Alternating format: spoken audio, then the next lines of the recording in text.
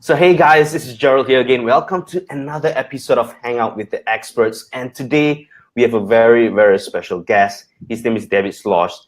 And let me give a quick intro. He is to me a very, very successful entrepreneur.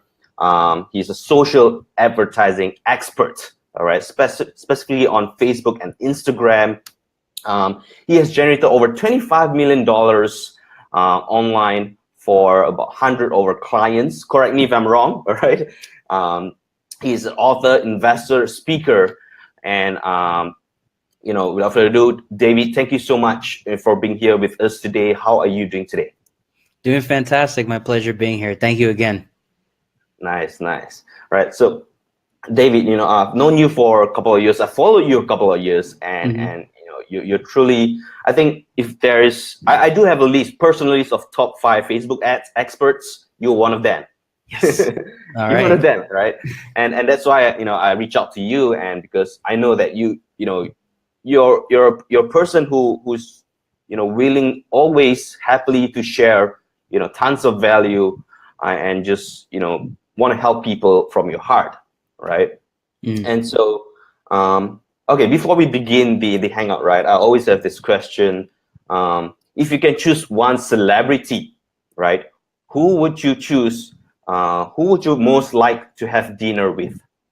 I would actually like to have dinner with Curtis Jackson, also known as 50 Cent, because 50 Cent. the whole music thing, though it is what people know him for, he's as much of an entrepreneur than he is a musician. And so I'm always looking to learn from people who pivot from one industry to another and continue to be successful in more than one thing, regardless of whether or not they knew they would be an entrepreneur or not.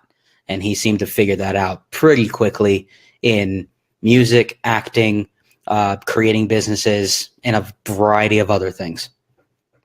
Wow. Is it true? I heard there's some viral news that he went bankrupt or broke. Nope. So here's the funny thing, because I actually have friends in that industry who tell me all the time that there's ways that you can diversify your assets where you can claim bankruptcy but still have lots of money, right? So you could be sued personally for something, and in your own personal bank accounts, it could be that you have no money in your personal bank accounts, and all of the money and assets and everything you have are in foreign accounts, corporations, and things of that nature that they can't go after. And so he simply moved all his assets elsewhere. Someone sued him. He claimed bankruptcy, paid off all the debts with whatever he needed to. And then as soon as the debts were paid off, all the stuff that was in someone else's name was transferred back to him. So, it's actually quite smart. And there's a lot of wealthy people who do the same thing. So he played being broke for the simple reason that he had to pay off a settlement. It's pretty smart. Yeah, I heard of this strategy before. It's been done many times. Yeah, exactly. And I think the funny part was, I remember after that viral news, he posted like a photo, I think in Instagram, a photo of all the cash he had, and kind of like showing off. It's just Yeah, so funny. he took all the money he had in it, well, quote unquote, he had, and spelled out the word broke in a bunch of $100 bills. Yeah. And he was just laying on the floor. It was a really bad thing for him to do that, but he's just doing what he needs to do as a persona, as a personality. So yeah. All right, thank you so much for sharing. So it's 50 cents. Interesting. Yes. I thought your answer is going to be like LeBron James or something. Nah. Something related to basketball. Okay. All right. So, right. I know a little bit about your story, right? And how you went from literally zero to building multi 7-figure businesses. But can you share with our audience, right? Tell us a bit about yourself and your story, how you went from the beginning until today being so successful. Sure. So I've had an agency multiple times. I've redone my agency multiple times in the last 10 years. So I started my agency back in 2007 from my college apartment. Okay. So it was originally an idea that, I was doing affiliate websites and building all these things for myself. And I developed enough know-how to be able to do this for other people. So I would create design and put these websites together for people. And at the time, SEO and video marketing was very popular. This was back in 2007. I was doing that as a service for people while still building my own affiliate income on the side. And as a college student, making $2,000, $3,000, $4,000 a month is incredible, right? Because you're only having to live off so much money. I really only at the time had to live off about $1,500. So to be making $3,000 or $4,000 a month, you felt rich. You just felt incredibly rich. And so I was building websites and doing all these things, and up until about 2010, I was doing SEO, and I just couldn't deal with Google anymore. And I moved to Facebook. Google was making all these changes, and it just caused websites to be delisted, and it was a lot more effort and work into ranking things, and it just became a huge hassle for me. And so I moved into paid advertising because of several things. One, instant gratification, right? The one thing that people love about paid ads is that you can get a result today, right? You can launch an ad now and have a result immediately. Two, I was also told by my mentor at the time that I needed to pivot into a space where the only thing that will change is how the ads are delivered and where. People will always want paid ads. It's just the website they're going to buy from will change, and the cost for the clicks and the impressions will change, but people will always buy ads. And so he made that very clear to me. At the time, SEO was in its state of flux. People didn't know whether or not it was going to survive. Obviously it did, but at the time it was just too much panic. So I moved into paid ads, and at first I was playing with AdWords, and then Facebook opened up to the public, and I got an invitation to be a part of the Facebook advertising platform in its infancy when it was brand new and not many people in the public even knew it existed, right? So I was a part of I'll say the beginning stages of Facebook in their advertising platform when, all clicks were basically a penny a piece, and video campaigns weren't even around yet. It was just sort of like you can only put banner ads, and, targeting was not as detailed as it is today. And so I initially made the change because of someone giving me awareness as to what I need to do in order to grow as a business and create some more longevity. The thing is, my business still fell apart 2 times in this process. The first time it fell apart was during the transition from SEO to paid ads, and I was having an issue showing my clients at the time why they needed paid ads, specifically advertising on Facebook. There was no value ladder. There was no bonus I could show. There was no case studies at the time. I didn't have any of that. And so going from $3,000, $4,000 a month doing SEO and video marketing to paid ads, I practically killed my whole business because none of them wanted it. At the same time, as I was building up this rapport in the Facebook community with all my friends I have in internet marketing and online business and things of that nature, it was a struggle to be able to sell the concept of why you need Facebook. It wasn't until about 2 or 3 years later that I started seeing people actively promote courses, actively say, I have 10, 15, 20 clients in the world of Facebook ads. And for me, at the time, 2013, I maybe had at the most 5 to 7 clients the whole year. And I went through a second stage of the business falling apart because I couldn't live up to the results that everyone else was getting at the time, right? It just seemed like you either made everything work in your favor or you did terrible. Like there was no middle ground. There were people getting 10 times ROI, 100x ROI, and then there were people getting 2x ROI, and that wasn't enough. Right? Oh, I doubled your money. Doesn't matter. They didn't want to work with you anymore because they saw a post that some guy did 10x ROI, right? So it was very difficult for me to maintain.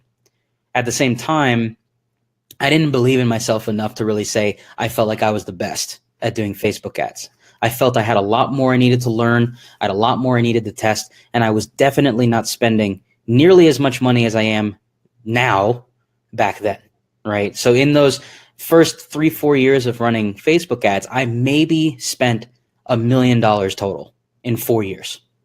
You know what I mean? Now I spend $3 million a month. You know what I mean? So it's like, it's completely different in that time span. So business fell apart again in 2013, 2014. And I rebuilt the whole thing this time around, only focusing on Facebook and Instagram. That's it. That's all I'm going to do. I'm not going to do any other traffic source. From 2010 to 2013, I would, do Twitter ads when they first opened up. I would work on YouTube ads because they were still underutilized. I would do Facebook, and I would do any traffic source that you can give to me. So I was diluting myself, but I still knew that Facebook was where I was the best. I just couldn't show it to people yet. 2014 came around. I was struggling, lost all my clients again, near bankruptcy, the whole deal just completely broke. And I offered to all my friends at the time, I sent out a message to everyone and I said, for one piece of advice from you, I'll do a free audit of your Facebook account. I'll audit your Facebook account. I'll audit your ads. I'll tell you what to fix.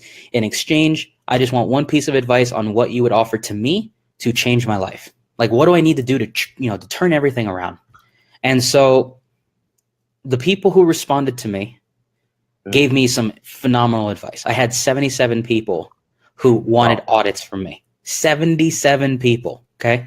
I sent messages to 750 people. Only 77 wanted audits, but I got hundreds of people sending me advice on what needed to be done. So it was great, but I still had to use the advice and I still had to do those audits. I did 77 audits in 3 days and barely slept. But in doing those audits, I got 7 clients and it rebuilt my entire business in 3 days. So I went from, business fell apart, rebounded, business fell apart again near bankruptcy, and then made $10,500 in 3 days. And I was like, okay, so I'm on to something here, because what I was doing in those audits was something at the time that people had not seen. So these people that I had, worked with in these audits, they were blown away by my attention to detail, how I educated them, what I told them what to do. I was just saying, go do this and you'll get a result. Trust me. And they were just surprised by how I was giving them all this free value. I didn't want anything other than a piece of advice.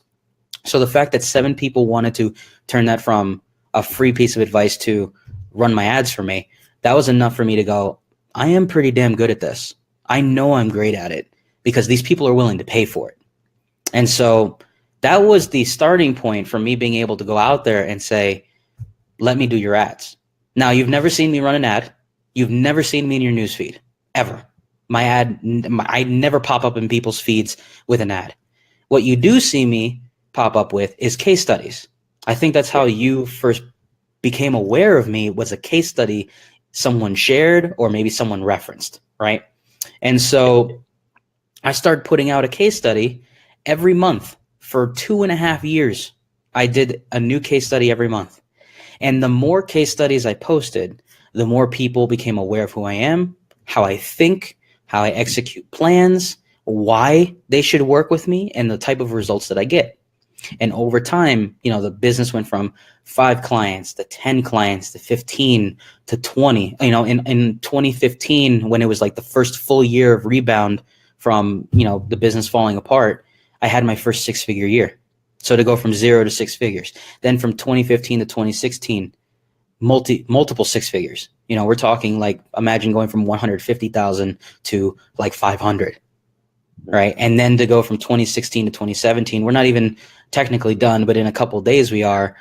For me, this year was a 7-figure year in revenue. Congrats. Thank you.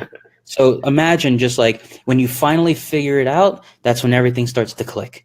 And that's what it took for me. It took me 10 years of business to get to this point, but it took me 4 years to figure it out, right? So the first 6 years were just me throwing things at the wall, and the last 4 were me finally figuring it all out and putting it all together. And so that's how we've gotten to today, where the business spends $3 million a month. So we spent, over $25 million this year, on pace to do 30. After I do the calculations this month, we've probably spent 30 million this year. We have 44 clients as of today that we're managing ads for, and we have plenty of people starting next month. And so the business just continues to grow, and I don't see any way of us stopping. So yeah. Wow. That is amazing. And you started from your college dorm room. Is that right to say that? Wow. Yep. And you're killing it. $3,000-$4,000 a month. Yeah, from that to where we are today. Yeah. And I'm just curious, right? This is I didn't write down this question, but I'm just curious. I notice a lot of people in the US especially, right? And I noticed a lot of them, they're like, oh, I started my internet marketing journey back in the college days. And it seems pretty common. I mean, like in Asian countries, it's pretty rare. I don't know. Is it like, how do you get started? How do you even find, how do you even uh, discover that, you can do SEO online, you can do affiliate marketing? Is there someone who recommended to you back in those days, or you just one day you just Google search? Yeah, it was a Google search that started the whole thing. So in college, I was looking for ways to make more money. And everyone that I had spoken to was like, just get a job, just get a job, just get a job. And I was like, I don't want to get a job. Like, I just knew I didn't want to get a 9 to 5 or something, even if it was working 4 or 5 hours a day. Didn't want to do it. So I went on Google and I just typed in how to make money online, right? Very basic search. And I knew that would bring up a lot of results, because I was already reading into like paid blogging and SEO and affiliate marketing. I was just reading about it, but I didn't really do anything about it. I searched how to make money online, and it put me down this massive rabbit hole of learning 20 different things to do to make money. And I focused on building affiliate sites and then writing a lot of content and then submitting those sites to paid blogging networks at the time, where you would get paid to write certain content, right? And so I just fell into that rabbit hole, because it's like I saw articles where people were saying they were making $4,000, $5,000, $6,000 a month writing these 300 to 400 word articles, and it wouldn't take them more than 15 to 20 minutes to write it. And so I figured in college, I'm like, if I can make an extra $3,000 or $4,000, I could put some money away. I don't have to worry about scholarships. I can, I had a scholarship, but it wasn't covering the whole thing. I could pay for my books. I can eat food. Like, I don't have to worry. I don't have to suffer, right? That's the way I was looking at it. And the fact that I was able to do it from a computer in my apartment and not have to leave was very attracting. It was attractive to me. And so I just decided I was going to study that more than what I studied in school.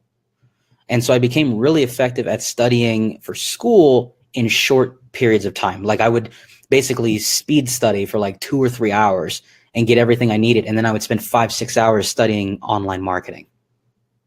And that's all I would do. I didn't have a massive social life. I used the weekends to socialize, and the weekdays I hustled my ass off. I was just reading and reading and reading and reading and reading constantly.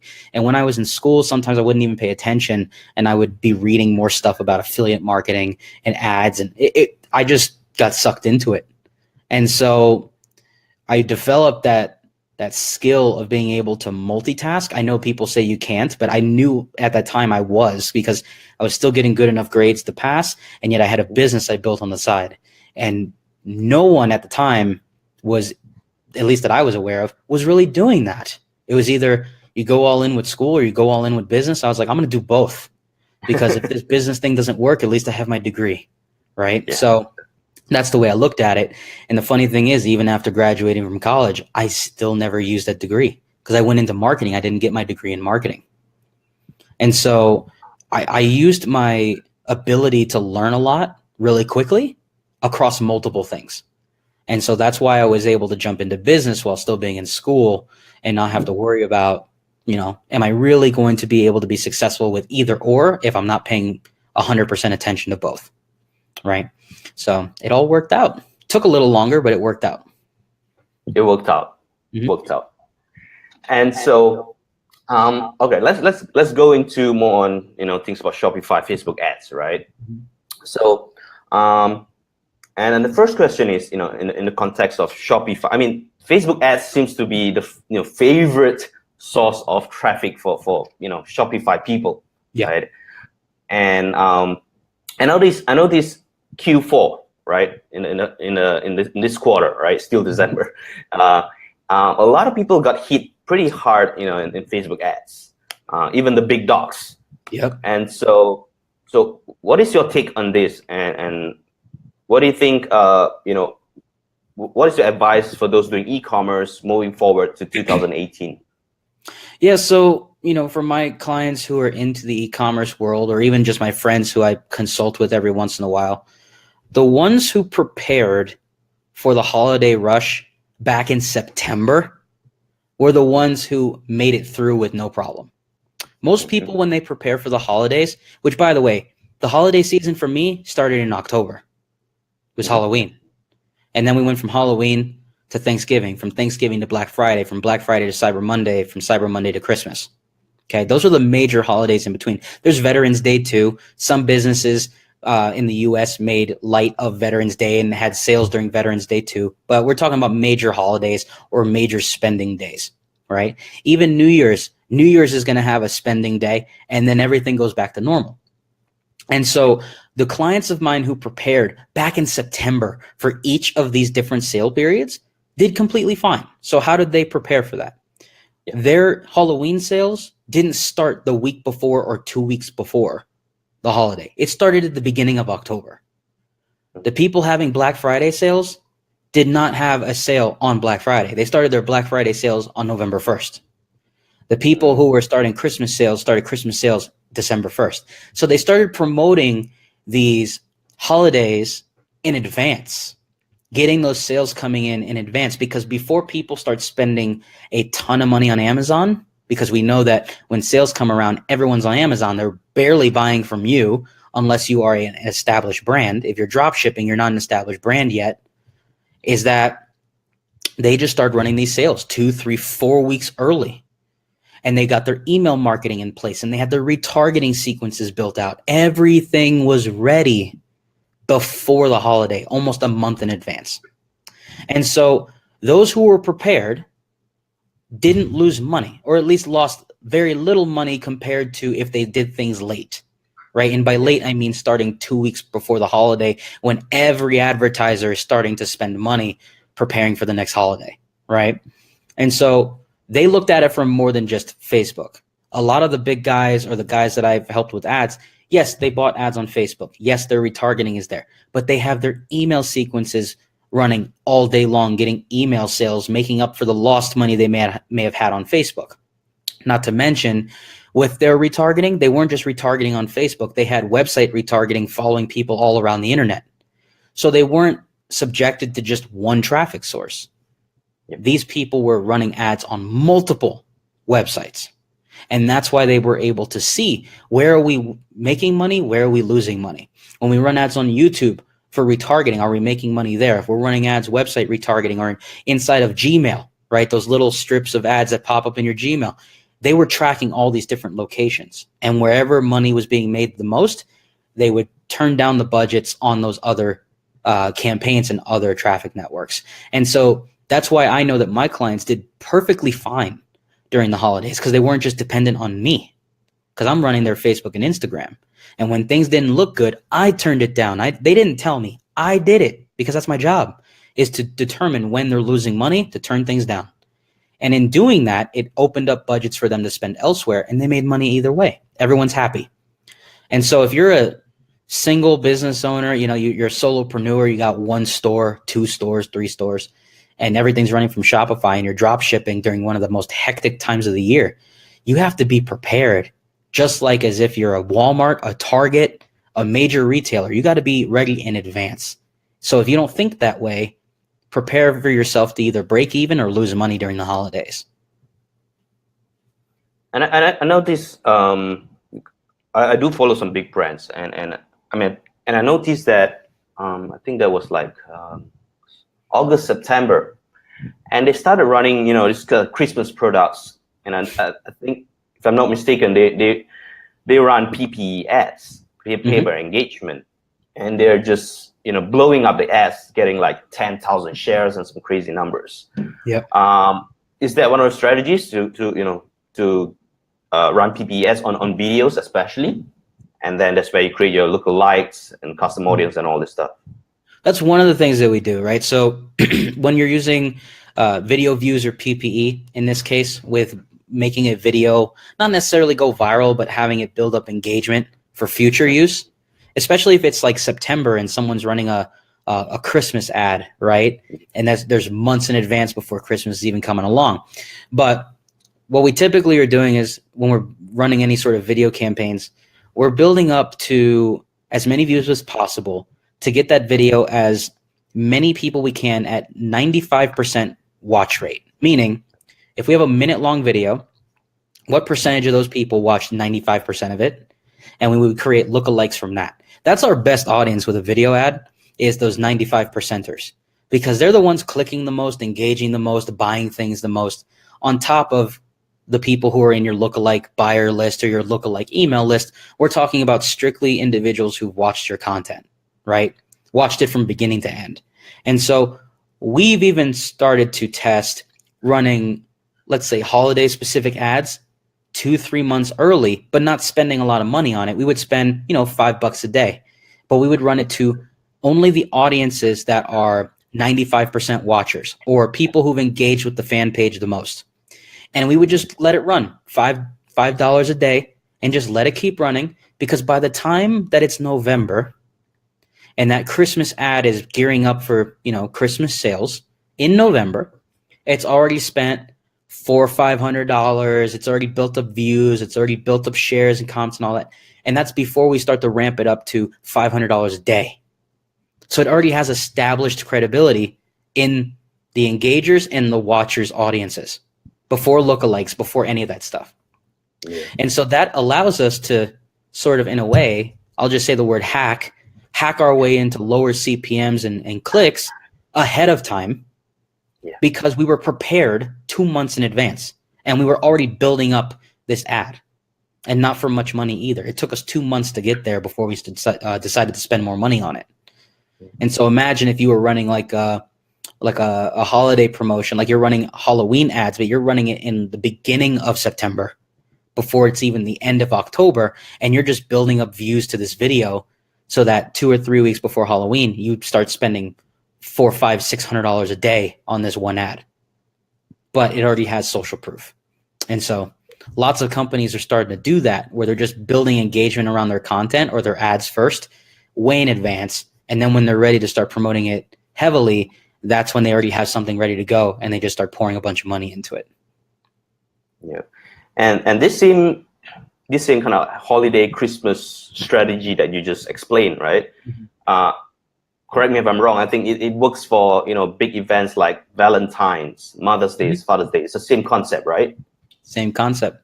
It doesn't matter the holiday. It's the fact that you were prepared months in advance. So like there's people now, I'm sure, who are already preparing for Valentine's Day. I know this for a fact. They're already preparing for Valentine's Day. They're preparing for, any holiday that could possibly pop up. Let's not forget, when you have niche stores, like let's say you sell stuff for dogs or cats or any sort of like pets or anything like that, there are special holidays that come up just for pets, right? Like National Puppy Day, National Best Friend Day, which is like for dogs, right? A man's best friend, right? There's niche-based holidays too. So there are people who are aware of this, already preparing for those odd holidays, quote unquote holidays, that pop up on the calendar because they know they can make money off that. And so, imagine you spend time strategizing for things that are happening 2 months from now. You'll be prepared before your competitors even start to think about it. Yep. Prepare early. That's just the point here, right? So, quick question. New Year is 2-3 days time, right? What is your any tips for New Year? 1st of January. Yeah, right now I would say that ads have been bouncing up and down, where it's like some of the ads that I deploy, the cost is normal, and then others I launch it and it's the CPMs are like $300-$400, which makes no sense. So we just shut them off immediately. So what I'm finding is that Facebook is still going through its ups and downs with cost right now, and it's because we're still during the holiday rush, right? There are still running ads for New Year's Eve, New Year's Day, and so some industries are still experiencing that holiday spend. So what I've been telling my clients is, hey, we're downgrading the budget until next week. Now, next week is going to be a massive rush of people running ads. All the people who have, let's just say, goals for the year, where one of their goals was, I'm going to start running ads, or their goal for the year is, I'm going to start running a Shopify store. Whatever it is that revolves around advertising, it's happening next week. Right? It's on their goal list for the year. What you'll realize is the first week of January, ad costs might be very similar to how they are right now, but it'll consolidate down. By the second, third week of January, things will go back to how they were in September, August, July, back when things were normal, quote unquote normal. Wow. Because, people are gonna get over, they're gonna get off their high horse, they're gonna get over the whole thing about like, oh, I gotta spend money on ads. I'm gonna make 7 figures this year. They're gonna get past that. Because a lot of these people who run ads for the first time in the first 1 or 2 weeks of the year that fail, 80-90% of those people are never going to run an ad again because they failed. And once they experience failure and they don't like losing money, they may never run an ad again. And so once all those people weed themselves out, all the ad inventory will go back to normal and you can start running ads just like you were before. And so I've told my clients, if you're in fitness, health, wealth, relationships, anything like that, that is your prime month is January. Because January is when everyone is setting their goals and expectations for the year. So if you're selling something about how to start a business, how to get in shape, how to find your soulmate, anything like that, you will sell a lot in January. But you will be competing against everyone else who had the exact same thought as you, which is, I'm going to do the same thing. So just be aware of that. If your ads don't perform as well as you thought in January, it's okay. Because most industries are going to have that influx of advertisers in the first couple weeks of the month. And then it consolidates. Outside of Valentine's Day, the business opportunity space does not get affected by Valentine's Day. So people in that space are going to be just fine by February. The people in the jewelry space are going to have tons of competition before Valentine's Day, right? So different industries are going to experience that influx and deflux or, decrease of ad cost throughout all of January, and others are going to be completely stable for the first quarter of the year. It really just depends on the niche you're in. So, if you're in relationships going to be up and down up until Valentine's Day. And once Valentine's Day passes, and you're going to have a whole different ad message than leading up to Valentine's Day, right? So just be aware of that. If you notice your ads are still acting very different in the first couple weeks, it's because there's a bunch of people buying ads who had a goal for the year of running ads or starting a store. And so you're just competing with them and you don't have to worry about that. Yeah. And talking about fitness, right? Remember one of my friends, he's in a health niche. And funny thing is, based on his results and research, right? January was a good month for him. This was last time, right? Yep. But February, he did 7 figures in health niche. And I asked him why, right? And he mentioned maybe because, January, people have this New Year resolution. I want to get, 6-pack abs. I want to be fit on. Then they realize, few weeks into January, they're kind of like, it's so tough to be fit and all. And then they, their what do you call that? Their motivation all would just go down. Yep. To the end of January. And then February, they kind of like wake up again and they're like, no, I got to do this, man. I can do it. And maybe because of that, February sales just went up again. and it's like that in a lot of industries, right? You start a business in January, your business doesn't even make $1,000. You start to get demotivated. And then in February, something pops up on your newsfeed where you're saying, hey, January is over. The year's not over. You have 11 more months to build a business. Don't quit. And that pops up in your newsfeed. And what happens? You get motivated again. And then all of a sudden you buy something else and you're like, yeah, I'm going to build this business. I'm going to make 7 figures this year. That's going to happen to a lot of people because they're going to get kicked down and they're going to go, oh, this didn't work. And then they're going to find something else. And here's another thing with fitness. February, right? Valentine's Day passes. All those ads are about, hey, you didn't have a Valentine's this year, or you didn't feel in shape for your Valentine this year. Get in shape for the summer. Right now, they're starting to talk about the summer. Get in beach shape. Go to the beach in a 6-pack like you've never had before. And this is in February, and they're talking about June. Yeah. You know what I mean? So they're just carrying over the message. And what happens when they get to June? Then they stop talking about the summer body and they say, hey, summer's already here. You're not in shape yet.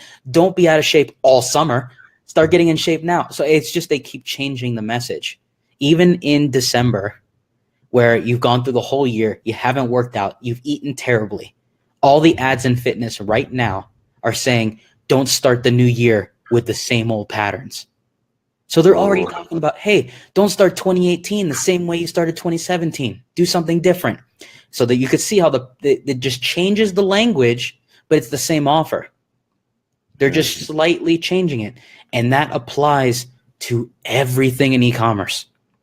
It's all trend, right? If you're selling a necklace, you could find ways to tie that in. Birthdays, anniversaries, holidays, go out with your friends, start the summer with something new. You could change it up all the time. You just have to find a way to get someone to be emotionally invested into it, right? And that's why in fitness or health and nutrition, those businesses do incredibly well all the time, because all they do is they find ways to pick at you emotionally. Feel fat, feel overweight. Are you eating terribly? Do you wish you can get your dream girl because you wish you had a six-pack? I mean, they find all sorts of ways to make you feel bad. And that's why you buy all this stuff. And so look at how you can apply that to your own business, right? Building a business, building a fitness business, or, maybe you're selling workout gear. Find ways to make people want this stuff all year long. And so, you just got to find ways to get people to be emotionally invested in your business. So it's basically understanding your audience and what do you call it? Not providing. I mean, just basically having a good copywriting, right? Yeah, copy is important for sure. Yeah. All right. So you guys write down all these, golden nuggets that David just shared. I think it's just really, really, important. I think all the strategies and tips that David has just shared, it applies to all. I mean, whole year round we have so many different big events, right? And all these are very, very crucial. And just with e-commerce, with Shopify, I've seen so many people. One winning product can just turn 360. Whether it's four figures to 6-7 figures. One winning product can just make a whole difference, right? Oh, yeah. And so, David, let's come to the next question, right? And let's talk a bit about Instagram, because you are also an expert about Instagram. So, like, if our viewers here, they are doing Facebook ads, right? And at the same time, if they want to, explore Instagram, especially Instagram influencers, what are your advice on how they can do this effectively? And any tips, strategies? Sure. It's a lot easier to get started with Instagram ads than it is with the influencers, right? And I'm sure you've experienced that too. Because with influencers, you have to build a relationship, right? You have to contact them, negotiate with them. Some want to do a shout out. Some want to do a video review. Some want your product for free to test it out before they talk about it. Like, there's all sorts of things you have to do. I love working with influencers. Trust me. It just takes longer, right? By the time you get a result from working with that influencer, you could have already been running an Instagram ad the same day. You could have run it for 3-4 weeks before the influencer does whatever you need them to do. And so if you can combine the work of an influencer with ads, you have a happy marriage of advertising. Because let's say you have a product that you want to sell. And this all started, I learned this sort of tactic back when hoverboards were selling quite a bit on Instagram, right? Those those things you would stand on and they would make you go forward, sort of like a Segway, but without the little thing to hold on to, right? And they were selling like crazy on Instagram. And I noticed that a lot of people who were influencers were selling the same thing, just from different brands. So these brands would contact them and say, I'll send you a hoverboard for like $400. I'll send it to you. It's a $400 item. All you got to do is just ride around in it and tell people how awesome it is.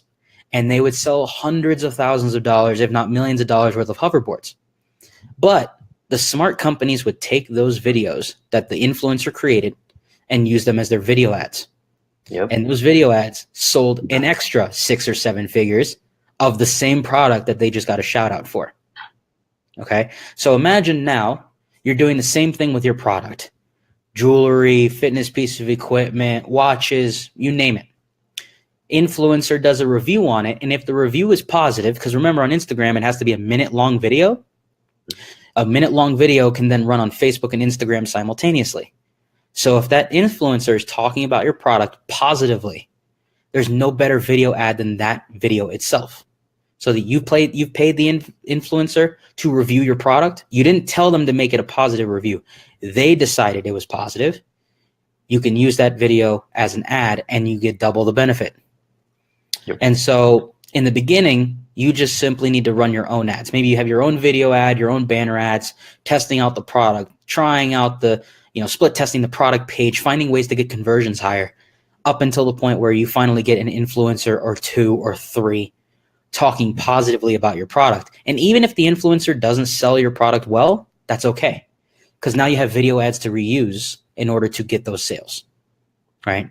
So the main thing to keep in mind here, video ads, 60 seconds or less, all right? Once again, Instagram has to be 60 seconds or less. If you are doing multiple images, you could do carousel ads now on Instagram just like you do on Facebook. And the other thing to mention is some of these influencers do Instagram stories about the product. Oh, check out my review here. And they, swipe up and then it goes to the review.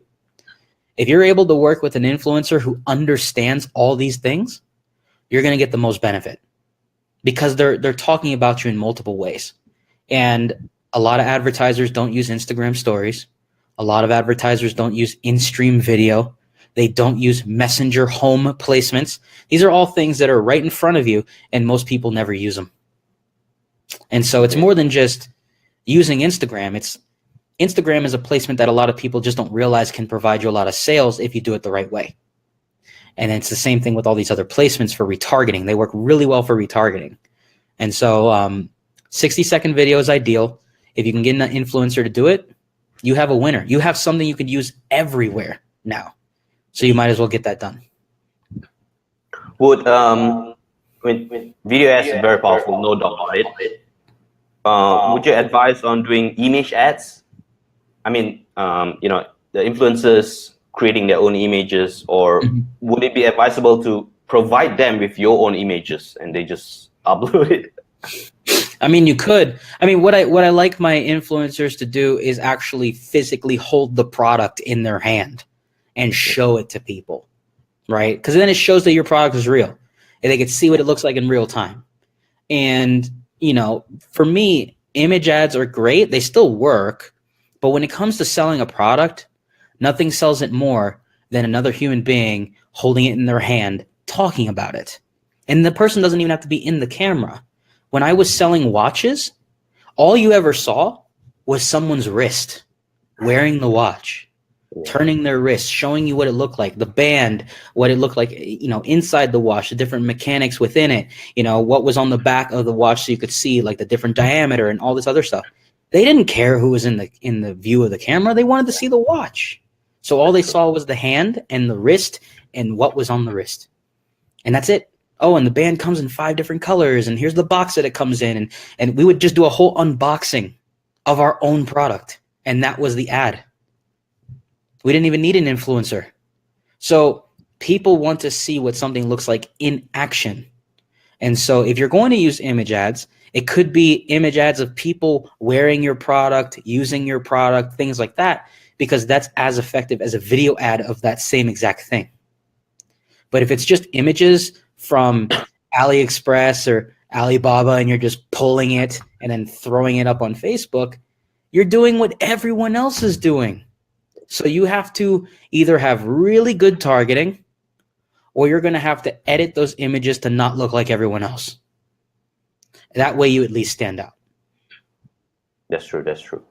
And talk about influencers, right? Mm-hmm. I mean, do you have like your own, guideline or rule of thumb? Like, different people, they ask for different, I'm talking about shout outs, right?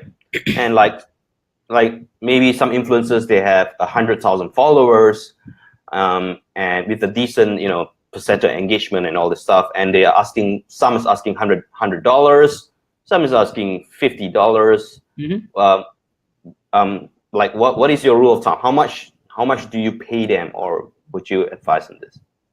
Well, hey, if you find someone who has 100,000 followers, their engagement is pretty good. You see they're doing Instagram stories. Now they have Instagram highlights as well, which, by the way, if you can find a profile that is using highlights, that means that they could highlight your product on their profile. So just keep that in mind. But if you see that the person is very active and their engagement is great and they're doing stories and they say it's only $100, I would pay it in a heartbeat because they're super engaged with their audience. The only thing you got to figure out is whether or not you'd make your money back. Now, if your product's $50 and they're asking for 100, you only need 3 sales maybe to make a little bit of money, right? You sell the product a couple times, you cover your cost and the shipping, and you should make a couple of bucks, maybe $10, $15, $20, right? The great thing is now you've built an audience from that influencer, because some of those people are going to go to your profile and like it. They're going to go to your page and like it. They'll engage with that post about the product. They might even search you. They might search your website so you could retarget them later. So there's a cross benefit to it other than just direct sales. So you can then know, like, oh, okay, I only need 3 sales to break even. It's $100. I'm going to redo this once a month because it's cheap. And the more often I do it, at some point, they build brand recognition with me, right?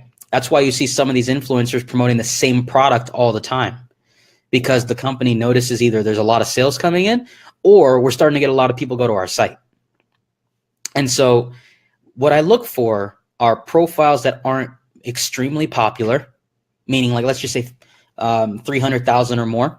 By the time you get to that point, you're pretty much just an influencer that people are trying to pay thousands of dollars to promote stuff, right? Now, if you are at 50,000 and you're really engaged with your audience and you're getting, 2, 3, 4,000 likes a picture or video, and you only have 50,000 fans, they probably don't know their worth, but they probably have just as good a profile as the person with 300,000 fans. But they don't know that because all they see is that they have 50,000. And so you would ask them, hey, are you willing to take, 50, 75, 100, even $200 for a video review of my product? And if they say yes, that's a steal. That's a steal, because some of these people will even say, hey, $50, I'll do it, right? Let them price it out, and then you can negotiate. If someone says $100, you can even come back and say, I'll give you 80, right? You can negotiate. But I like to keep it where the profile is less than 300,000, because most of those people don't realize that they are influencers. Yeah. They just haven't figured out how to promote themselves as one because they think their numbers aren't high enough. There was a product I promoted earlier this year, a piece of fitness equipment. One of the profiles that we paid was a stay-at-home mom with only 30,000 fans. That's it, 30,000. Paid her like $150 to do a video review. We had like 9 sales come from her post, which covered way more than what we paid her. And we made money from that. We weren't expecting to make money from the from the shout out, excuse me. Then we took that video and ran it as a video ad. We made more money off that video review than we could ever imagine. We're talking multiple 6 figures from that video that we paid $150 for. Unbelievable. You see what I mean? So we looked at it from the benefit of, yes, we can get sales from a shout out, and that's cool. But what we're doing is actually paying for the use of this product. She did a whole video review of the product and used the product in her video, showcasing how easy it is to do. I was like, this can't get any better. $150, we're going to make 6 figures off this thing. And that's exactly what happened. So try to find profiles where people don't realize that they have a really solid audience and they probably don't know how to value their engagement, because that's when they'll charge you very little money for it. And so, I mean, there are so many different choices. Yeah, Instagram stories, shout outs, video reviews, and I don't know, there's just a bunch of them, right? So your priority is always video reviews. Am I right to say that? Yeah, that's mine. Most people don't ask for it. They just try to get shout outs. I ask for a video review because it only takes them a minute. It's the same thing. And does link in bio, is it really important? Is it a must for you? Well, yeah, because when you're doing a shout out or a video review, more often than not, the only link they can click is in the bio, right? Unless you're doing an ad, which then you can add a call to action. But in most cases, when you're paying these people, you have to make sure that they tell their audience, hey, links in the bio. Now, if they're doing an Instagram story, if they have over 10,000 followers, they're able to link directly to the product page from the story. So you don't have to tell people to go to the bio. They can just go straight to the website, and you can give them an affiliate link so you could track how many sales came from their Instagram story. So basically, they get paid for the Instagram story to shout out, and at the same time, we have an affiliate deal with them. Am I right to say that? If you want to do that, I mean, if you really want to, spoil them a little bit, you could say, "Hey, look, we'll give you $100 or $150, and we'll give you a piece of the sales if any sales come in from the story." That actually influences them to want to promote your product even more, right? Yeah. Because then they know if they get extra sales, it goes right back in their pocket, right? Yeah. And they work harder. And they work way harder. And that's why I said I like video reviews, because now they know if this review is amazing, I'm going to make an extra $400 from just using this thing or showcasing this watch or whatever it may be.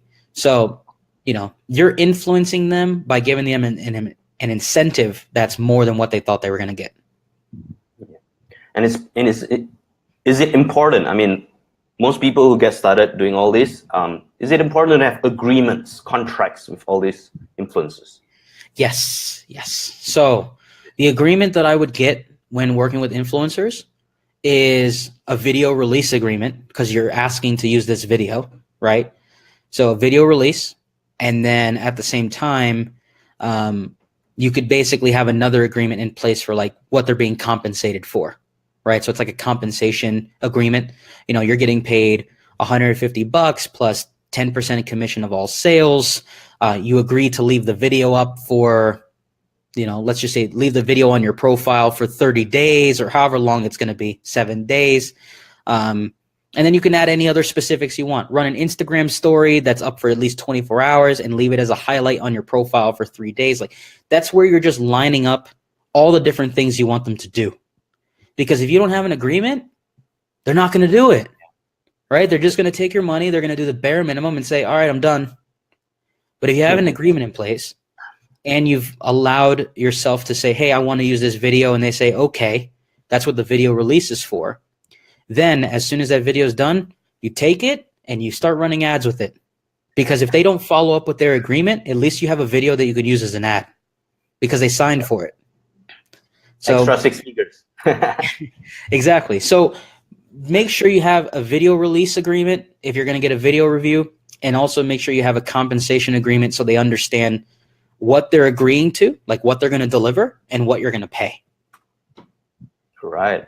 So guys, take note on this, right? You need 2 agreements on this.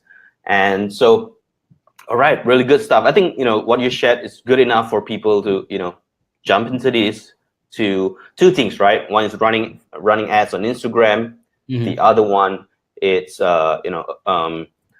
leveraging on Instagram influencers, right? Mm-hmm. So next question, right? So next question would be, what are the common mistakes that you notice from people who do Shopify, right? Who run Facebook ads? Do you notice any common mistakes that maybe you can point it out so that our viewers who are just getting started, they won't repeat the same mistakes? Yeah, so a lot of people who start out spend too little money and think that they have a losing product. So for example, they're starting out with a budget of $10 a day and they spend $30 and they haven't made a sale. And they go, why is my ad not working? It doesn't work that way. So let's say you're selling a product for $50. What I typically do is I spend somewhere between $150 to $200 promoting that product before I determine whether or not it's not going to work. Because that's 3 to 4x the cost of the product itself. Obviously, you're not including shipping and things like that. We're just talking about cost of the product times 3 or 4. And in doing that, it at least gives me enough of a budget to see whether or not people are interested. Because if a product's $50 and I'm spending $200, I'm probably getting, let's just say, 200 clicks or more. I'm probably getting several thousand impressions. I maybe even test a couple of audience variations. It gives me a chance to see whether or not it's the product or my ad that's the problem. And some people will be selling a $50 product and spend $30 and say, why is my ad not working? You haven't given it enough time. What if you're promoting something on a Monday and people just don't buy it on a Monday? Most of my e-commerce sales happen between Friday and Sunday. Yep. So when I launch something, I don't launch it on a Monday. I launch it on a Thursday. So that way it's prepared for Friday through Sunday. And so many people make that mistake. They launch too early, they spend too little, and they start to second guess themselves. So if you're going to work in e-commerce, one, prepare to spend some money. You need the data. If you don't have data, you can't get sales. Two, don't launch on days that people historically don't buy anything. You know, Mondays, most people are coming back from the weekend and they've spent their money from their paycheck. Friday, people get a paycheck and they go, I'm going to spend a bunch of money. That's why people buy stuff from Friday through Sunday. So if you want to launch new ads, launch them on a Wednesday or a Thursday. In the US, there are plenty of people who get paid on Thursdays as well. So sometimes you launch an ad on a Wednesday, and from Thursday to Sunday, you get some good results. You never see me launch an ad Monday or Tuesday. There's no reason. Or even Sunday, because by the time you launch it Sunday, the rush is over, right? So they just don't understand the dynamics of spending, the spending habits of the average American, Canadian, European.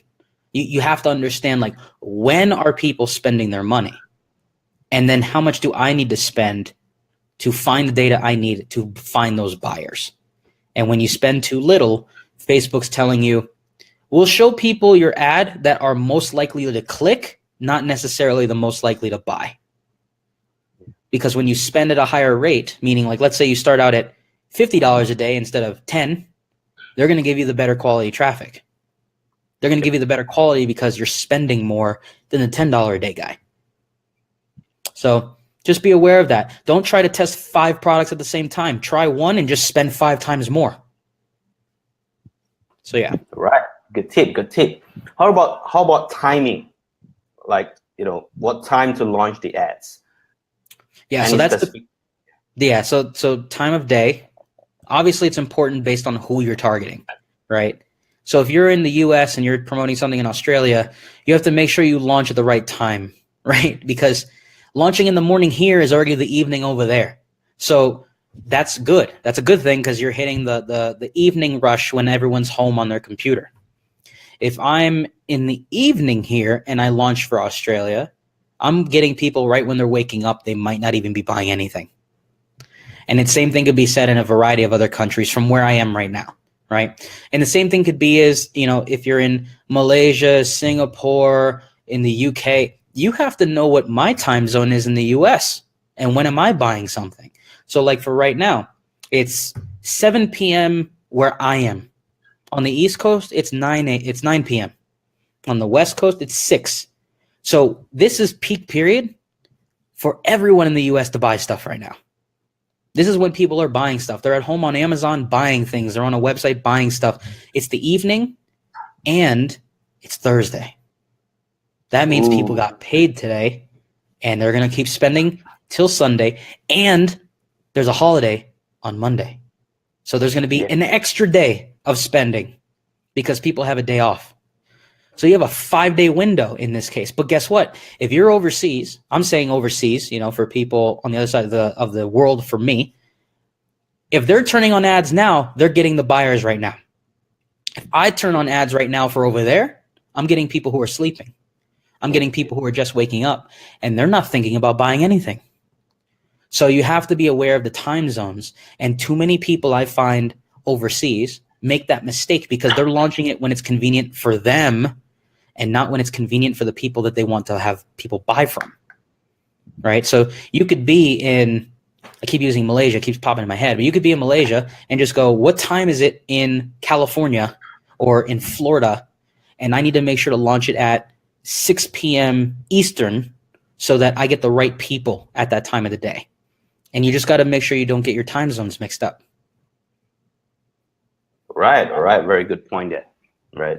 So a lot of people, this is a very common question, They ask about what time to launch, And Mhm. so let's move on to the next question, right? So assuming you found a good product today, right? And you want to test it out. Um, so can you walk us through your methodology on how would you do your testing? How many ad sets, how many campaigns, and as detailed as possible. Can you walk us through? Sure. So remember, I mentioned only one product at a time. All right. Yep. So I typically will start no more than two products, but I usually would start with at least one campaign, one product. Okay. In that campaign, we're starting with a brand new product. So we have no lookalikes, no nothing. We're just starting completely fresh here. Okay. So we have one product. I'm going to use a watch in this case. With most people who buy watches, it could be a certain thing. It could be an outdoor watch. So, you can go after hunters, fishers, just people who are outdoorsmen or outdoor women. If you're doing something where it's more of like a luxury watch where people would wear when they get dressed up, then you're looking more for like the general public, which means you're going to have to convince them as to why they need to wear this. So what emotion can they evict when they wear this thing? Which I've sold stuff like that where it's like, I'm going to sell it to the whole US, but why do you need this? You know what I mean? What does it make you feel? Now, let's say we do the outdoor one because it's a little easier. You have an outdoor watch, it's $50, $60, $60 that you could sell it for. It might be able to buy it for $20, $30 on AliExpress. I've seen some as low as $10 too, right? And you could sell them for $50 or $60. What I'm looking for is, who can I connect this product to easily? Is this something a fisher would wear? Is this something a hunter would wear? A runner? What purpose would this serve for that person? And when I sold an outdoor watch, I looked at it for hunters, I looked at it for fishermen, and then I also looked at it for runners because runners want to keep track of their running time. Fishermen just want to know what time it is, and they want to be able to tell, okay, the fish aren't out now, so I don't want to be fishing anymore. And then for hunters, it's just one of those things that they want to have it as rugged so it doesn't get messed up when they're in the mountains or wherever they are. Something that's tough. And all three of those avatars or personalities that I'm targeting work with this watch because it's a rugged watch that doesn't break. It's waterproof. Like it goes with all those people. If it's digital, it's even better because then you can tell the runner, hey, it's digitized, so you don't have to worry about losing track of the time. You could track your running time or whatever it may be, right? So those are your three main people that you can tackle. Now, I would personally put one ad set for fishermen, one for outdoorsmen, let's just say hunters, and the other one for runners, because those are three different personalities, and they all look for specific things in the ad. So one campaign, three ad sets. If I know that I'm going to be selling the product for $50, I'm going to set each of the ad sets to spend $50 a day. That's me personally. Okay. So $50 a day, which means I'm going to be spending $150 a day. If you don't want to spend that, bundle all the audiences together. Just put them all together. If you do that, though, you won't know which interest is getting you the sales. But it's okay. Yep. Facebook will do the optimization for you, and you'll be fine. But for me, I like to split them up and see which avatar is connecting with my message. So we have three ad sets, $50 a day. Since if I'm doing research on the outdoor space, the majority of those people are going to be men. So by default, I'm going to set it to men. Now with runners, it can be equal men and women. But in the beginning, because I'm going with a common theme, I'm going to target just men. Language, English, more often than not that I'm selling things in the English language. Fun fact, if you could sell it in another language, you probably will get cheaper clicks, right? So imagine if you could sell it in my case, it'd be like if you could sell it in Spanish or you could sell it in French or something else to the same audiences but a different language, your clicks will be extremely cheap compared to everyone else. Most people forget that. You put it in English, you're going to pay what everyone else is paying, right? So I'm going to set it to English, and then I'm going to do automatic placement and automatic bid. Here's why I do automatic placement, because I only run video ads for e-commerce, period. I only run video. And that's just from my own experience. Yeah, period. They could be slideshow ads with pictures, or it could be live action video with someone doing a review.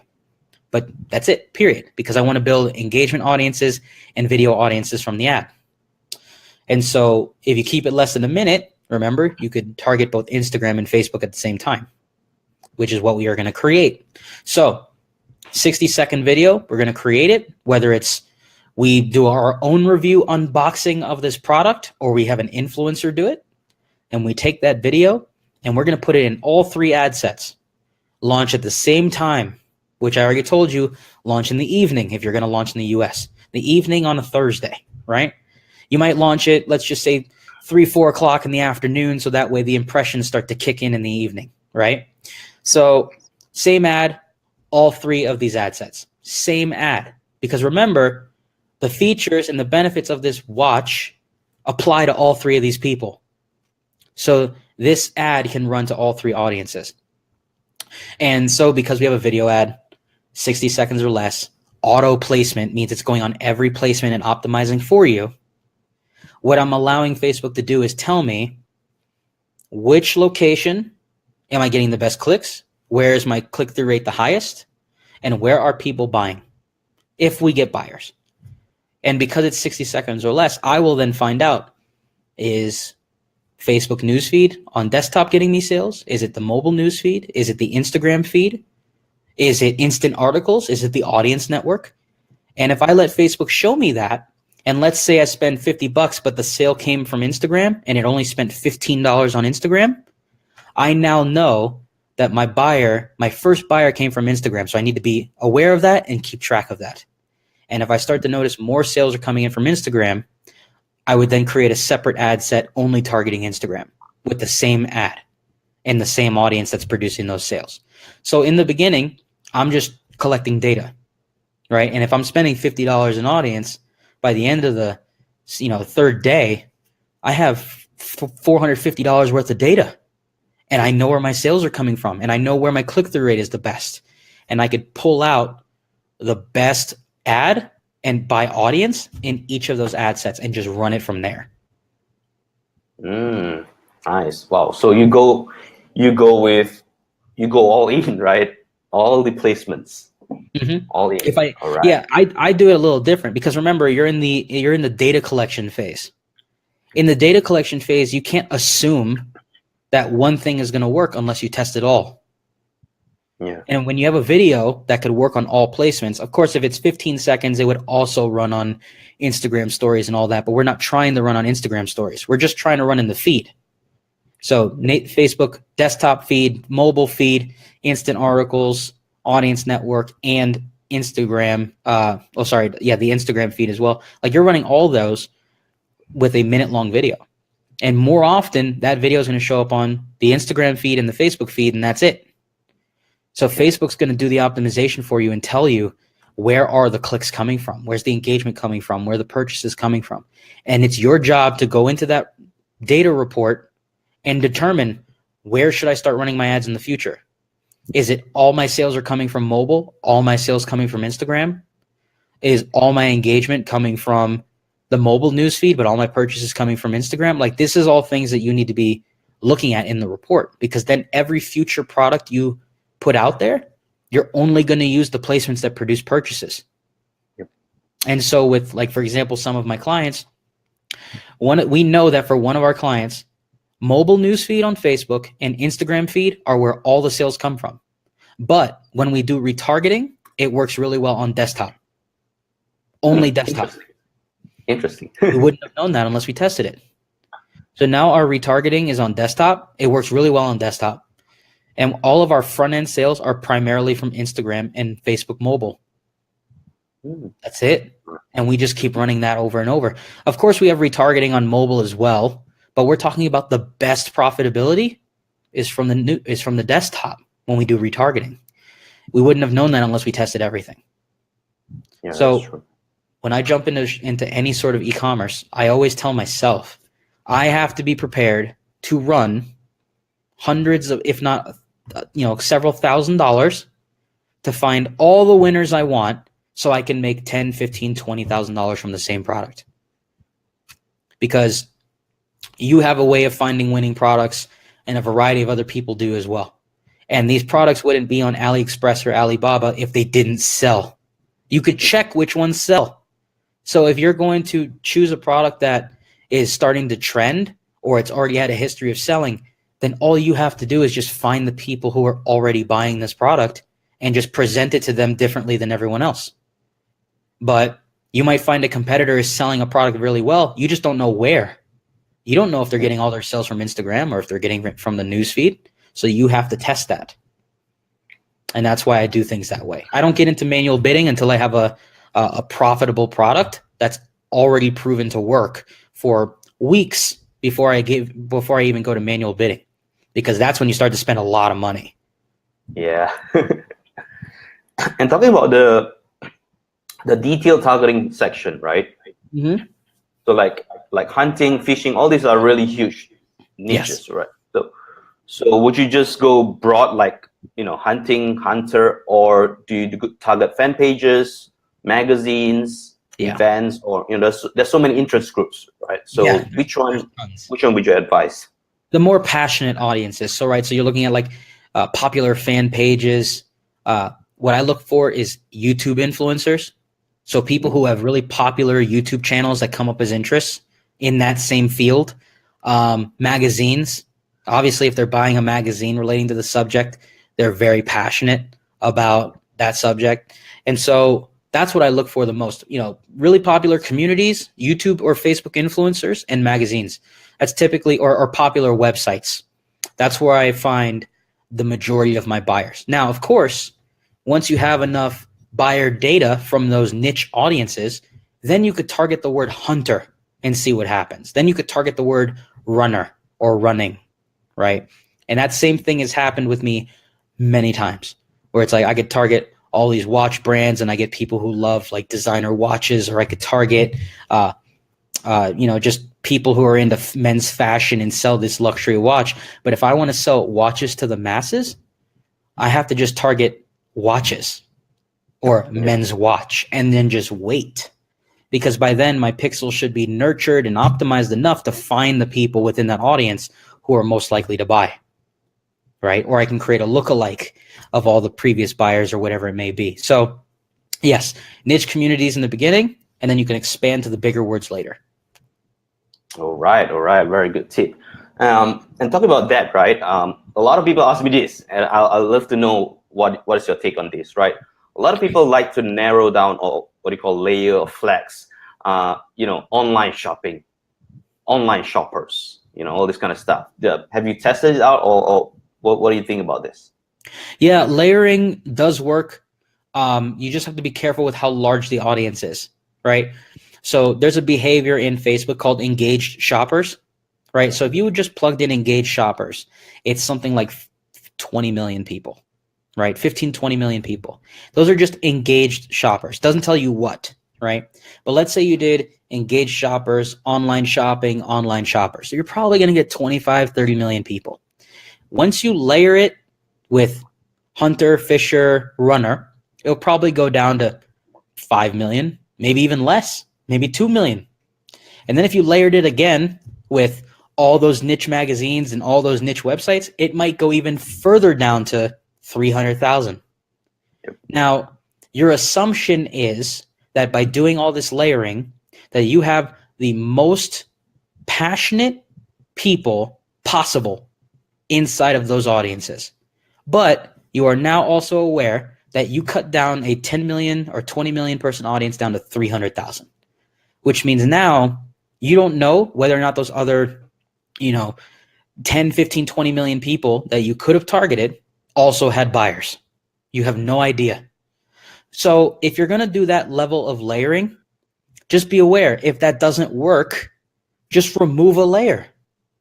Just remove the shoppers part, or remove the magazines part, or better yet, remove the part that's very broad, like the hunter, fisher, runner, right? Go with engaged shoppers, online shopping, and then layer it with all the niche magazines and the niche communities, and then try that.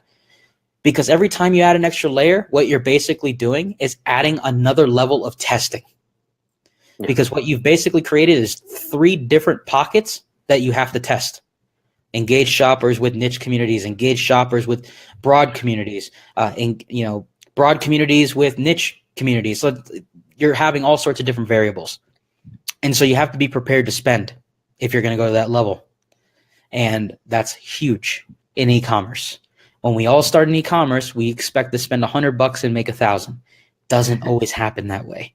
So prepare yourself to have to spend to figure out what's going to work. And once you find the winner, like you said, there's people making $1 million to $2 million off one product, but they tested every possible variation to get there. So at the beginning, excuse me. At the beginning, don't go too complicated. Don't layer too much. Is that? Well, you can start out with that, but if it doesn't work, don't quit on the product. Just try a different variation. Keep trying different ads. Try different, audience setups, because until you find something that clicks with the audience, you have no idea whether or not the product's going to work. You got to find something that gives you evidence that people want the product. Yep, that's true.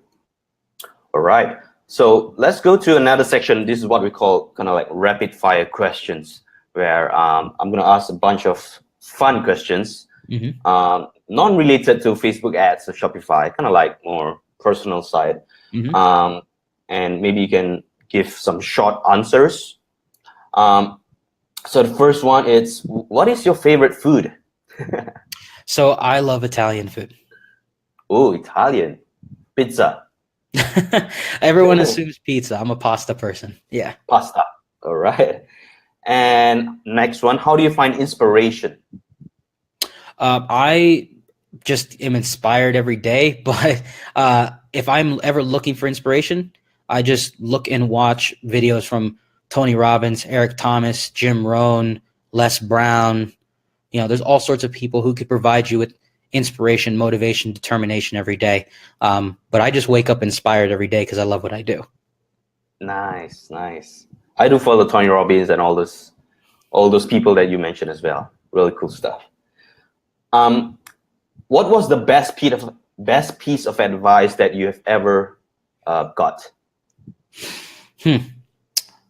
I would say it was definitely from one of my mentors when I was going through my business falling apart again. Basically, he was like, look, business is all about persistence. People get kicked, they fail, they don't figure things out. But as long as you keep going, eventually something will work. And so I made sure to keep going, keep trying new things. And then, obviously everything started to click eventually. And so if you're going to be in business, you have to be very persistent. And it's going to take a lot of patience before you get to the point of having a lot of success. Right. Very, very well said. And what was the worst advice that you got? So much. The worst piece of advice I'd probably say is that, and this is relating to Facebook, someone actually told me that Facebook is oversaturated and you can't make money in it. Oh, I heard that one. I've heard this one for years. And so, yeah. So that to me has been the worst piece of advice. Oh, man. Okay. And what is your favorite quote? Oh, man. It's so hard to remember it off the top of my head. It was a very interesting quote from 50 Cent. He said it's more relating to like the people So it's something like, your enemies remain the same and your friends always change. So what he means by that is, the people who are your haters, they always find ways to stay around, right? They'll always find ways to try to tear you down, tell you that things don't work and all that. But the funny thing is that your friends could also be your haters, because some of these people will hate you behind your back and you'll never know. So his whole thing is that your friends will always change, meaning your best friends will always be there. But the ones who are just there because you're successful, they will always change because they'll become your haters too. And so I always looked at that as really funny, because I look at it where I am today and where I was when I started, and my friends are completely different than when I first started. And so I look at that and I'm like, oh, well, it makes complete sense. Once you're successful or things start to work in your favor, people just start to disappear. Yeah. Disappear is one thing. Another one, it's you notice you get more haters. Yeah. And I look at it as a good a good reason, a good a good thing. Right? Yeah. And what is your favorite vacation spot? Well, I didn't really start traveling until a couple years ago. So I really enjoyed when we went to Ireland. We went to Dublin, Ireland, and my girlfriend and I really loved it there. I frequent San Diego as well. I love San Diego in California. I go to events there all the time, and it reminds me a lot of my home where I used to live in Fort Lauderdale, Florida. It just reminds me so much of where I was born. And so, I always enjoyed out there, but when I visited Ireland last year or a couple of years ago, it was incredible. I had so much fun. Everyone there was incredibly nice. So if I want to go international or if I want to stay, close to home, either way, I have places to go. Ireland, you have the Guinness factory, right? Yes. That's the one. Everyone goes there. And last question for rapid fire section is what do you do for fun? Love basketball. Play tons of video games on Xbox. And I mean, even though to me business is fun, I love learning finance. So before cryptocurrencies took over the world this year, I was very big into stock investing. Like I was a trader when I was a kid, like even from the ages of like 13 to 18, I used to trade stock in high school because I just loved it that much. And so I was always big into investing and learning how to grow your wealth. And so for me, even though that might be dorky to some people, it might be too advanced, I love that stuff. So if I'm not playing games or playing basketball, I'm learning how to build wealth. So, to me, it's a happy marriage of all that stuff. And do you invest in Bitcoin? Yes. Yes, I do. Yes, I do. I hope you went in earlier days. I wish I did. I wish I invested a long time ago when I knew about it back in like 2012 or 13. But, I had a lot of fear around it back then. And now I look at it and I go, the only fear was in myself. It wasn't in the actual product. Right. And so, do I wish I got back in? Absolutely. But I don't harp on the past. So it happened. And I'll be fine, and I'll make plenty of money with cryptocurrencies in the future. So yeah, definitely. All right, so we'll just answer a few questions from the audience, right? One of them is for a brand new store with a brand new pixel, right? Do you advise to start with a straight purchase pixel, right? Like website conversion pixel. Mm-hmm. Or do you go with view content, add to cart? And also the second part of this question is, how many conversions do you need to collect, like data-wise, before you create lookalikes?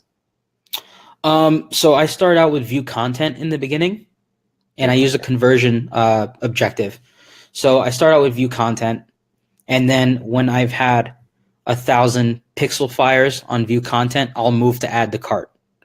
And then the same thing happens. When I get 1,000 add to carts, I'll move to purchase. And the reason for that progressive movement from one event to the next is because by the time you get to a point of having 1,000 add to carts, you've probably had several hundred purchases, and you've already had thousands upon thousands of visits. So what you're doing is you're building each level up to the point of where you're just optimizing for purchase. By the time you get to the optimizing for purchase, you've already built one heck of a store. You probably already built a pretty solid base of buyers, right? Yeah. And that's how I nurture a pixel to that point. Now, Facebook says you need 50 conversion fires per week in order for something to be optimizing the right way. So imagine, in order for you to get 50 purchases a week, you have to have a product that's already selling incredibly well. So the only thing you really could optimize for is page views, or view content, or add to carts in the beginning. And so, one level at a time, start with view content, go to add to cart, maybe initiate checkout, and then purchase, right?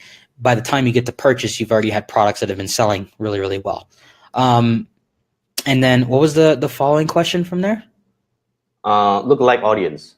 Yes, so lookalike audiences.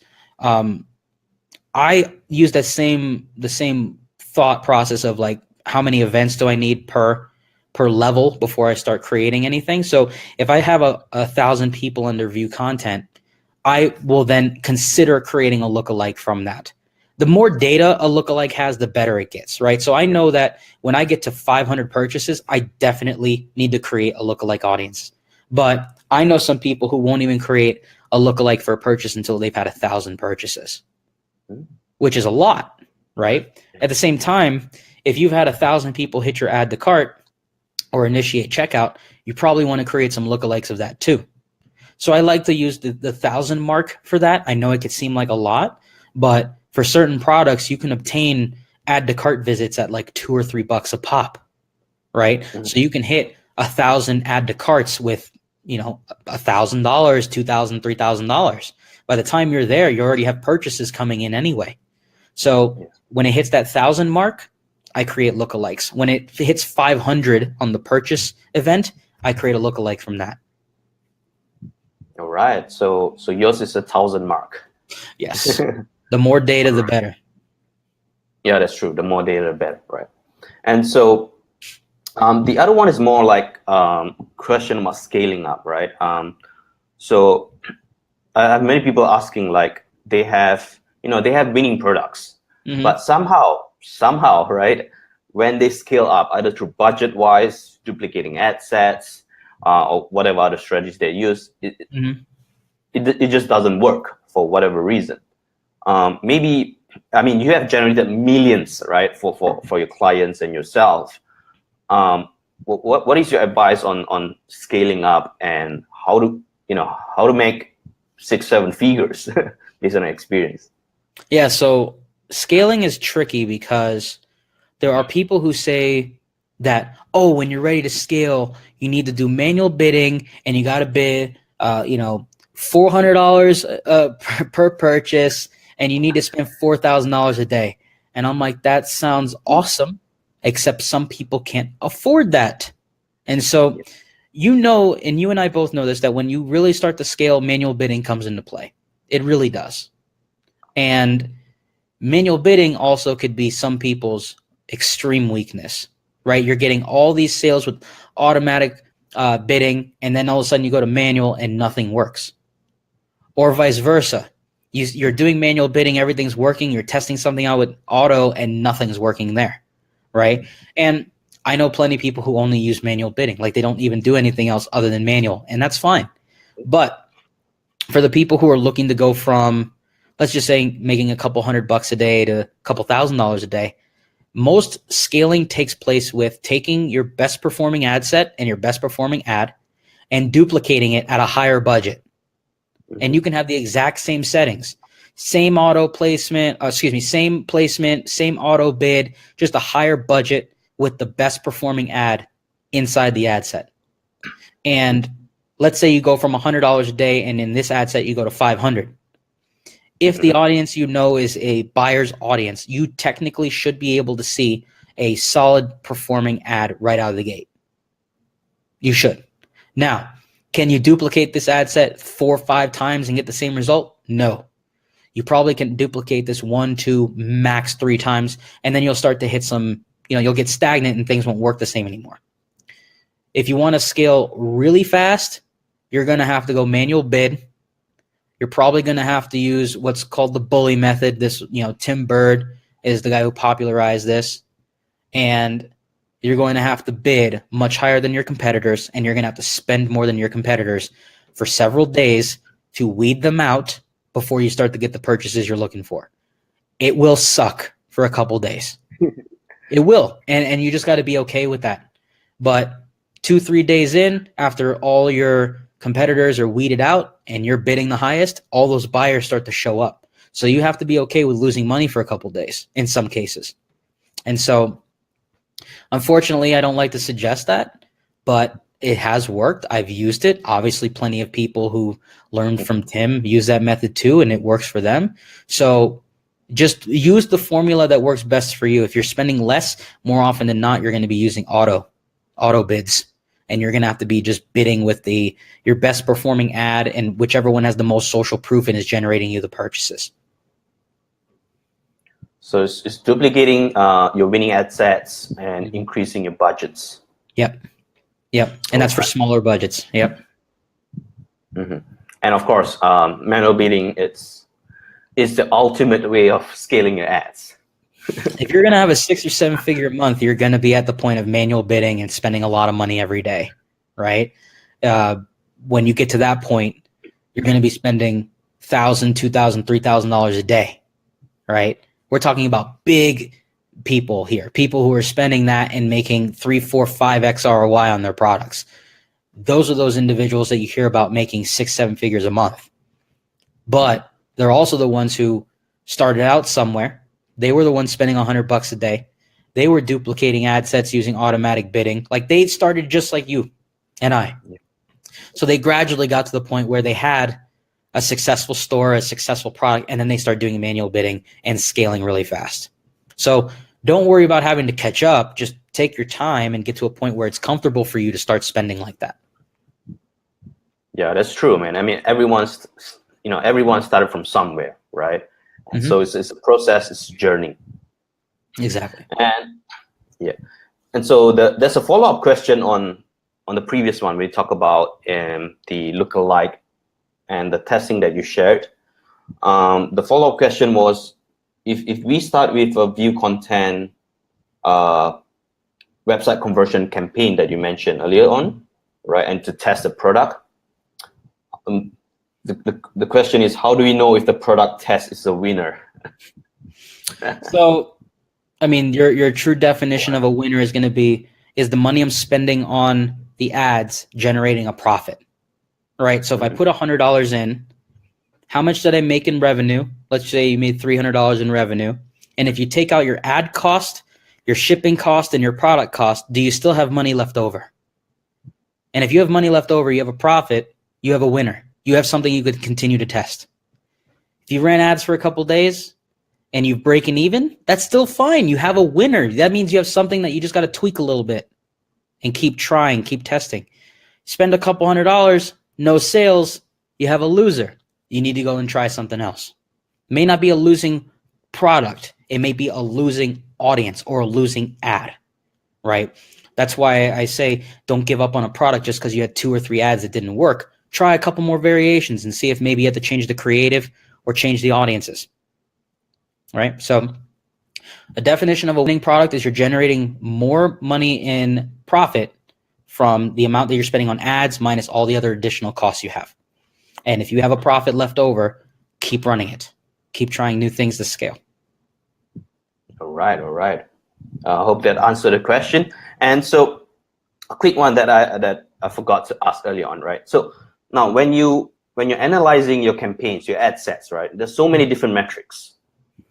You know, you have cost per purchase, return on ad spend, and click-through rate, cost per link clicks, and all the stuff. So in e-commerce context, in Shopify, right? What are the few important metrics that people should learn how to analyze and to focus on? In the beginning, a lot of it's going to be based on your click cost, your click-through rate, and cost per view content or cost per add to cart, right? Because remember, you're starting fresh. You don't really have any buyer data yet. So a lot of what you're looking at is, are people clicking my ad? How much is it costing me to get a click? And then are these people making it to my site? And how much is it costing for me to get them to the cart, right? And so if you're spending $5 and you notice that a $5 spend is equal to 1 visit to your cart, what you're going to be figuring out from there is, how many visits to my cart do I need before a sale comes in, right? So let's say if your product is $50 and it costs you 5 cart visits to get a sale, that would mean it costs you $25 before you got a sale. That also means you had 5 visits to your cart. That also means that you could have had hundreds of people make it to your content page for that same $5. But how many people did it take to get to the cart before you had a sale? And what was your click-through rate on that ad to get people to that product page, right? So you're going down the line of ad to product page to cart to purchase. And so in the beginning, I'm just looking at, are my clicks cheap or not? Are they costing me 20, 30 cents? Are they costing me 5 cents? Are they costing me $1? Right? I don't care if a click cost me $1 if that person went to the cart. I'll pay $1 a click if they made it to the cart. That means it only costs me $1 to get them to the cart, right? And so I'm just looking at like how much does it cost me to get them down to the point of where they have to just buy. And then you can gauge how much do I need to spend in order to get a purchase. And once you have a couple of purchases, then you could see, how many clicks do I need on average to get a view content? How many people on the view content do I need before I get a cart? All the way down to before they get a purchase. And you could start to manipulate your ads to where it improves each portion of that reporting, right? A lower cost per purchase, a lower cost per add to cart, a lower cost per view content. And then naturally over time, you can get better and better. All right. So that's good points there, right? And so the other one that I wanted to ask was copywriting, right? Just a quick one about copywriting, because the latest news is that Facebook doesn't like, what they call, tag someone or comment below, comment yes, that kind of stuff. Yeah. Is it already happening? And is it, I don't know, do they penalize people for this stuff? Yeah, I've started to notice my reach on some of those old ads aren't nearly the same as what they used to be. And so I actually tested this out on something where instead of doing, tag a friend and share with your buddies to let them know about the product or whatever it may be, instead of doing that, I write something in the ad where I say, let us know your thoughts in the comment section about this product or something along those lines, where it's like I'm still wanting to create engagement. I've even taken it to the step further of the first comment that I write on the ad, I write the comment myself. And I write the comment as the fan page saying, oh, by the way, don't forget to tag your friends and like our product. So instead of putting it in the ad, I put it as the comment. And on some pages, you could actually pin a comment to the very top. It's not available on all pages yet, but I found that on some pages I can do that. I pin my own comment to the top. So it's the first comment that everyone sees. And it still works. Very smart. Yeah. Very smart. All right. So, yeah, I think we're good. Should be. Yeah. So before we go to the final question, where can our viewers, find more about you, maybe engage your service or maybe get connected with you?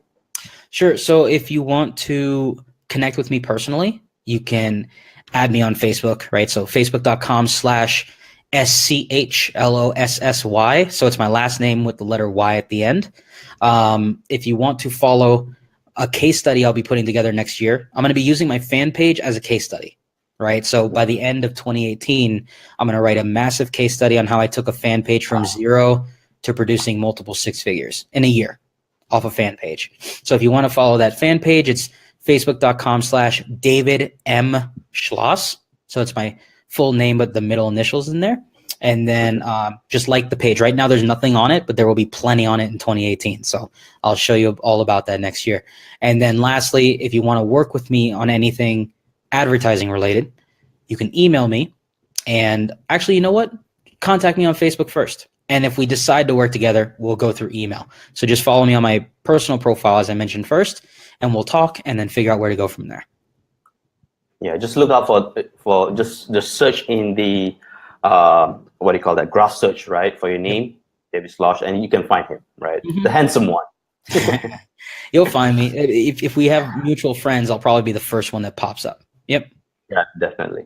And so finally, like, what are your final words of wisdom for our viewers who are really keen to grow their Shopify business, to build a long-term sustainable Shopify business, and they want to use Instagram and Facebook ads, as one of the means of traffic source? Yeah, so I always mention there's three things you need. You need practice, and you need patience, and you need persistence, right? Practicing your craft constantly, getting the best at it, doing it over and over and over. Patience being you're patient for the result. You're going to keep doing what you got to do on the practice side. And as you are being patient with this newfound knowledge and new way of running ads, you will generate the result, but you have to be patient. But then at the same time, you have to be very persistent. Yeah, you fail. Yeah, things don't work. You keep going. You keep going. You keep going. And then eventually things will finally click. And so practice, patience, persistence. That's all you really need in business to be successful. Three P's, right? Yeah, the 3 Ps. When you talk about the mistakes part, is exactly what I just watched a video by, excuse me, by Mark Zuckerberg, and he mentioned, at the beginning, he doesn't even bother about avoiding mistakes because you will face mistakes, Mhm. So why bother avoiding it? Instead, we should be focusing on, learning from the mistakes, learn fast, and move forward fast, Mhm. right? So 3 Ps, right? Yep. So David, thank you so much for your time. Our audience, they love you. We have a few comments here that I haven't even had time to go through it. But thank you so much for your time. I'm 100% guaranteed our viewers learn a lot. And so again, thank you so much. Take care and have a great year end. Have a happy new year. And hopefully 2018 will be 9 figures for you. I really appreciate it. Thank you again for having me on, and Happy New Year as well. All right. Take care, buddy. Thank you. Bye. Bye-bye.